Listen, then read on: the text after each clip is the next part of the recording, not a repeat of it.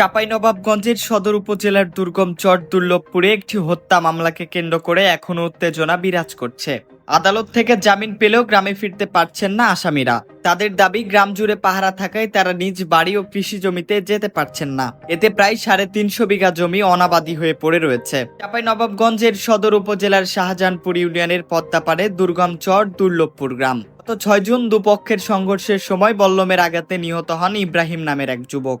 এ ঘটনায় হত্যা মামলা দায়ের করেন বাবা শওকত আলী। মামলায় আসামি করা হয় 46 জনের নাম উল্লেখ করে। এর পাশাপাশি আরো 30 থেকে 40 জনকে অজ্ঞাত আসামি করা হয়। তবে আসামি পক্ষের দাবি, তারা হত্যার সঙ্গে জড়িত নন, বরং বাদী পক্ষের ছোড়া বল্লমেই ইব্রাহিমের মৃত্যু হয়েছে এবং তাদের বিরুদ্ধে মিথ্যা মামলা করা হয়েছে। এই যে শুনলাম যে ইব্রাহিম মরে গেছে, আমরা বললাম যে কার্য করলাম এখানে ইব্রাহিম ওদের পিছন দিকে হচ্ছে যেগুলো সন্ধান আছে।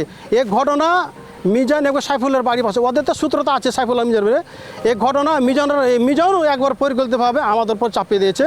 এটা মিজানের ষড়যন্ত্র।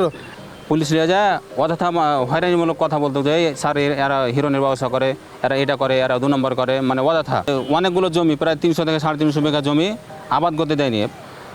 আমরা তো ছিলাম না, কিন্তু আমাদের আত্মীয় স্বজন যারা আবাদ করতে গেছে বা এলাকাতে, আমাদের এলাকাতে অন্য যারা ছিল তারাকেও আবাদ করতে দেয়নি। নিহত ইব্রাহিমের মা পানফুল বেগমের দাবি, তার ছেলেকে 7 জন মিলে হত্যা করেছে এবং তিনি ঘটনার সুষ্ঠু বিচার চান। কোন সময় 7 জন ছিল বেটার, ওই পরে ওরা এসে যোগাযোগ দিয়েছে বেটা, তখন এরা দেশের লোক, গ্রামের লোক বাড়াইছে। নিহতের পরিবারের সদস্যদের ভাষ্য, সংঘর্ষের সময় আসামি পক্ষের ছোড়া বল্লমের আঘাতে ইব্রাহিম নিহত হন।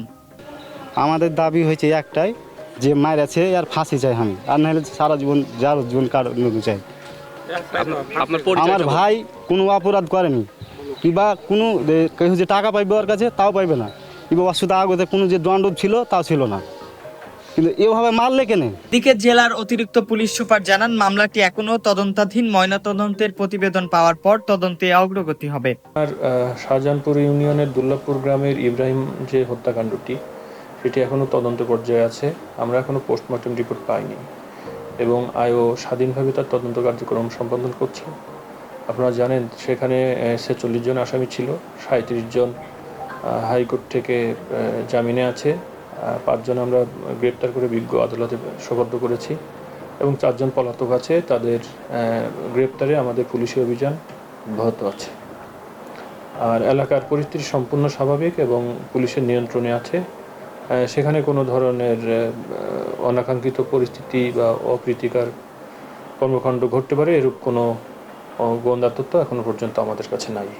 আশরাফুল অন্তর, রাজশাহী সমাচার।